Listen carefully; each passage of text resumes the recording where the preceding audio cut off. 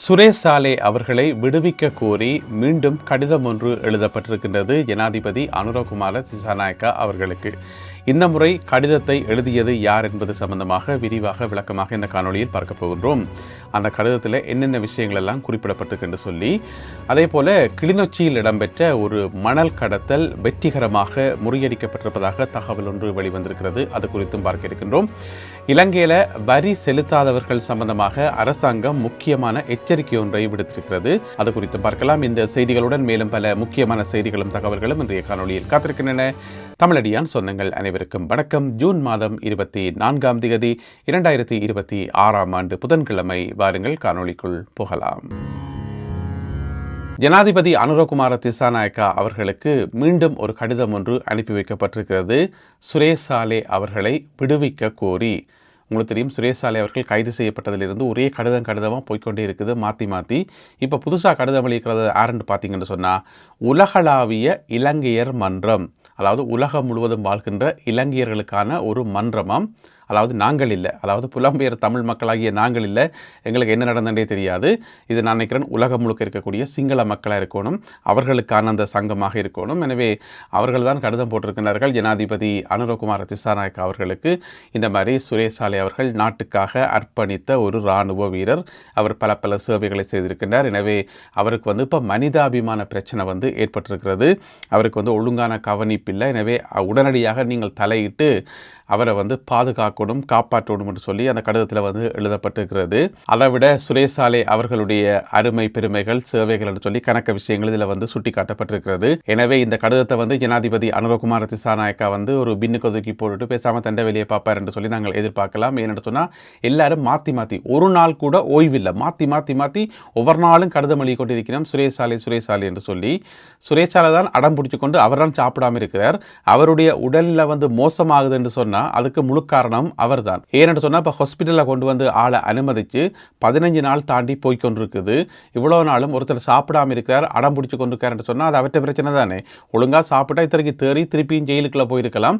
ஆனால் சாப்பிடாத காரணத்தால் தொடர்ந்து ஹாஸ்பிட்டலே இருக்கிறார். எனவே ஒன்றுமே செய்ய முடியாது. எனவே இந்த கடிதத்துக்கு ஜனாதிபதி அனுரகுமார திசாநாயக்கா கண்டிப்பாக நடவடிக்கை எடுக்க மாட்டார் என்று சொல்லி நாங்கள் எதிர்பார்க்கலாம். இருந்தாலும் உலகளாவிய இலங்கையர் மன்றம் என்று சொல்லப்படுற இந்த அமைப்பு கடிதம் அனுப்பியிருக்கிறது ஜனாதிபதிக்கு. இனி அடுத்த கடிதத்தை யார் அனுப்புவார்கள், எப்போது அனுப்புவார்கள், பொறுத்திருந்து பார்ப்போம். உள்நாட்டு இறைவரி திணைக்களம் ஒரு முக்கியமான தகவல் ஒன்றை வெளியிட்டிருக்கிறது. ஒரு எச்சரிக்கை ஒன்றையும் கொடுத்திருக்கிறார்கள். அதாவது இலங்கை மக்கள் ஏற்கனவே நிறைய பேர் வரி செலுத்தி கொண்டு தான் இருக்கணும். எல்லாருமே மக்களே தாங்களாக முன் வரி செலுத்தினம். உள்நாட்டு இறைவரி திணைக்களத்துக்கு நிறைய வருமானம், இதுவரை காலத்தில் வரலாற்றில் இல்லாத அளவு வருமானம், அந்த நிதி வருமானம் வருது என்று சொல்லி ஏற்கனவே அறிக்கைகள் எல்லாம் வெளிவந்தது. இருந்தாலும் கூட இன்னுமே நிறைய பேர் வரி செலுத்தவே இல்லையாம். அவர்களால் செலுத்தப்படாத அந்த தொகை இருக்குதானே, அது கொஞ்ச நெஞ்ச தொகை இல்லை, அதுவே பெரிய தொகை. 550 பில்லியன் ரூபாவாம். கொஞ்ச நெஞ்சம் இல்லை, 550 பில்லியன் ரூபா காசு அவுட்ஸ்டாண்டிங்கில் வெளியில் இருக்குது செலுத்துறதுக்கு. எனவே நிறைய பேர் அதை செலுத்தல் என்று சொல்லி சொல்லப்பட்டிருக்கிறது.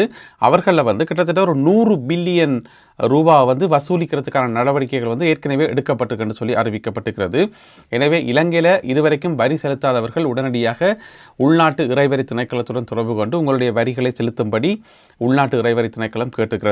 அப்படி இல்லை என்று சொன்னால் எதிர்காலத்தில் பலவிதமான நடவடிக்கைகள் எடுக்க வேண்டி வரும் என்று சொல்லி ஒன்று வங்கி கணக்குகள் முடக்கப்படும். அதுக்கு மேலே நீங்கள் எந்த பேங்க்லேயும் அக்கௌண்ட் திறக்க முடியாது.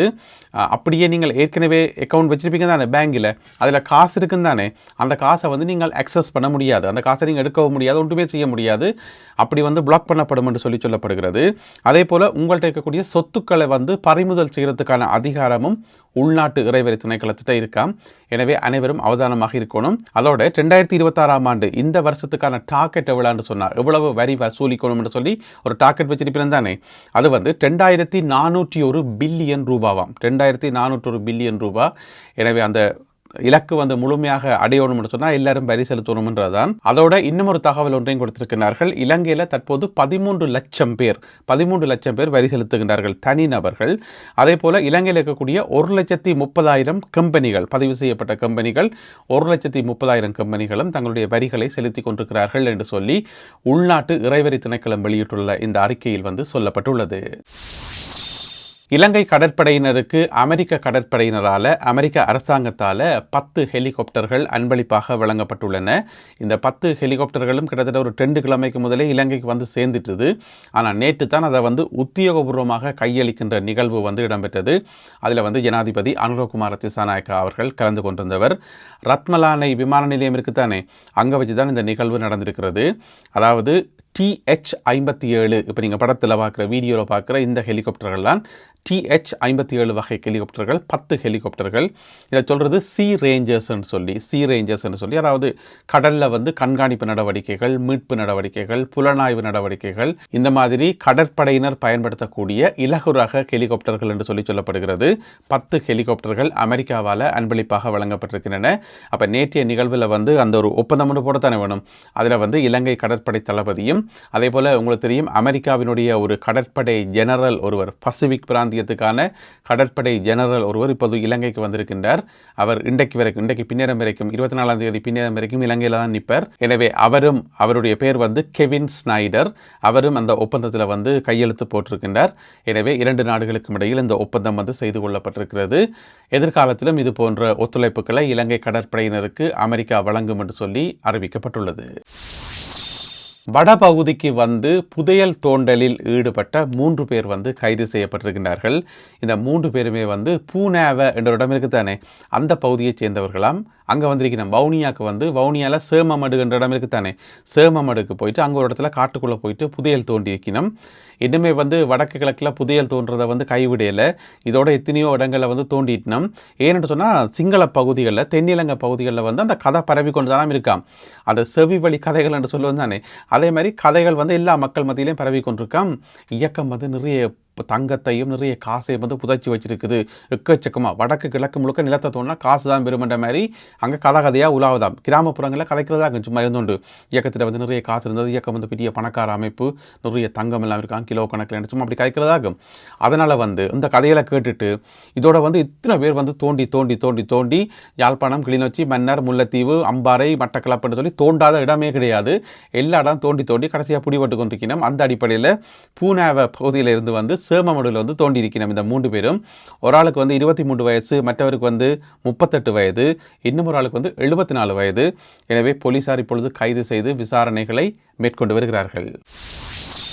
கிளிநொச்சி உமையாள்புரம் பகுதியில் நடைபெற்ற சம்பவம் தொடர்பாக சில முக்கியமான தகவல்கள் வெளியாகியுள்ளன. ஏற்கனவே செய்திகள் எப்படி வந்தேன்னு சொன்னால், கிளிநொச்சி உமையாள்புரம் பகுதியில் அங்கே இருக்கக்கூடிய பொதுமக்களுக்கும் இராணுவத்துக்கும் இடையில் வந்து மோதல்கள் ஏற்பட்டன. 2 தரப்பும் வந்து மாறி மாறி ஒருவரை ஒருவர் தாக்கினார்கள் என்று சொல்லி செய்தி வந்தது. அது வந்து பிரச்சனையே வேறையா. என்னென்னு சொன்னால், கிளிநொச்சி உமையாள்புரம் பகுதியில் சட்டவிரோதமாக மணல் அகழ்ந்தெடுத்திருக்கணும் யாரோ ஒரு சில ஆக்கள். அப்போ இராணுவம் போயிட்டு அதை பிடிக்க போயிருக்குது. போன இடத்துல வந்து அந்த பகுதி மக்கள் வந்து இராணுவத்தோட முரண்பட்டார்கள் என்று சொல்லி இப்போ செய்திகள் வெளியாகி இருக்கின்றன. இதில் வந்து இராணுவத்தை தாக்கினார்கள் என்கின்ற குற்றச்சாட்டின் அடிப்படையில் 14 பேர் கைது செய்யப்பட்டிருக்கிறார்கள். இந்த 14 பேரும் கைது செய்யப்பட்டு விளக்கமறியலில் வைக்கப்பட்டிருக்கிறார்கள். அதாவது சட்டவிரோத மணல் கடத்தலை முறியடிக்கின்ற நடவடிக்கையில் ஈடுபட்ட படையினருக்கு இடையூறு விளைவித்தார்கள் என்று சொல்லி அவர்கள் மேலே குற்றச்சாட்டு முன்வைக்கப்பட்டிருக்கிறது. எனவே இது சம்பந்தமான மேலதிக விசாரணைகள் போலீசார் மேற்கொண்டு வருகிறார்கள். அடுத்ததாக இன்றைய கருத்தோவிய பகுதி. இன்றைக்கு வந்து மொத்தமாக 2 கருத்தோவியங்கள் இருக்கின்றன. அதில் வந்து முதலாவது பார்த்தீங்கன்னு சொன்னால் ஜனாதிபதி அனுரகுமார திசாநாயக்கா அவர்களை பற்றின கருத்தோவியம் ஓவியர் ஜெஃப்ரி அவர்களால் வந்து வரையப்பட்டது. என்னென்னு சொன்னால், இப்போ ஃபுட்பால் சீசன் தானே, உதைபந்தாட்ட போட்டி நடக்குது தானே, சர்வதேச போட்டிகள். அப்போ இதில் பார்த்தீங்கன்னு சொன்னால் ஒரு கிரவுண்டில் வந்து ஜனாதிபதி அனுரகுமார திசாநாயக்கா நிற்கிறார். முன்னுக்கு பார்த்தீங்கன்னு சொன்னால் 2 பந்துகள் இருக்குது. அந்த ஒரு பந்தில் எழுதப்பட்டிருக்கிறது மாகாண சபை தேர்தல் என்று சொல்லி, மற்ற பந்தில் எழுதப்பட்டிருக்கிறது எரிபொருள் என்று சொல்லி. அதாவது எரிபொருட்களுக்கான விலைகளை குறைக்கிறதா அல்லது மாகாண சபை தேர்தலை நடத்துகிறதா, இதுதான் கேள்வி. இந்த 2 பந்தில் ஏதாவது ஒரு பந்தை அடித்து கோல் போடலாம் என்று சொல்லி ஜனாதிபதி யோசிக்கிற மாதிரி இந்த கருத்தோவியம் வந்து வரையப்பட்டிருக்கிறது. எனவே அங்கால வந்து கோல் போஸ்ட் வந்து ரெடியாக தான் இருக்குது. அங்கே ஆக்கள் இல்லை, மறைக்கிறதுக்கு யாருமே இல்லை. எனவே வந்து முதல்ல வரப்போகிறது மாகாண சபை தேர்தலா அல்லது எரிபொருட்களுக்கான விலை குறைப்பா என்றதை நாங்கள் பொறுத்திருந்தான் பார்க்கணும். 2வது கருத்தோவியம் ஓவியர் செல்வன் அவர்களால் வரையப்பட்ட ஒரு கருத்தோவியம். இதில் பார்த்தீங்கன்னு சொன்னால் ஒருத்தர் கீழே இருக்கிறார். அவரை பார்த்தா சஜித் பிரேமதாசா மாதிரி தான் கிடக்குது. அவர் மாகாண சபை தேர்தலுக்கு ஒரு முதலமைச்சர் கதிரை இருக்குதானே, அதை கற்பனை பண்ணி பார்க்கிறார். அப்போ அவருடைய கற்பனையில் அந்த முதலமைச்சர் கதிரை வருது. ஆனால் பின்னுக்கு பார்த்தீங்கன்னு சொன்னால் அவருக்கு பின்னுக்கு இந்த தேர்தலில் வாக்களிக்கிற பெட்டிகள் இருக்குதானே, தேர்தல் வாக்குப்பட்டி, அது அப்படியே சிலந்தி கூடெல்லாம் கட்டி அது பழுதா போகிற மாதிரி கிடக்குது. என்னன்னு சொன்னால் தேர்தல் நடந்தால் தானே பல வருடங்களாக அப்படியே தானே கிடக்குது. அதனால் விரக்தியில் கீழே குந்தி கொண்டிருக்கார் இவர். எனவே மாகாண சபை தேர்தல் எப்போ நடக்கும் என்று தெரியல. எப்படியும் இந்த வருஷ இறுதிக்குள் தேர்தலை நடத்துவோம் என்று சொல்லி அரசாங்கம் ஏற்கனவே ஒரு வாக்குறுதி ஒன்றை கொடுத்திருக்கிறது. எனவே அதையும் நாங்கள் பொறுத்திருந்தான் பார்க்கணும். இந்த காணொலியில் பகிர்ந்து கொள்ளப்பட்ட செய்திகள், தகவல்கள் மற்றும் இந்த 2 கருத்தோவியங்கள் சம்பந்தமான உங்களுடைய கருத்துக்களை மறக்காமல் கீழே எழுதுங்கள். மீண்டும் சந்திப்போம் உறவுகளே. நன்றி, வணக்கம்.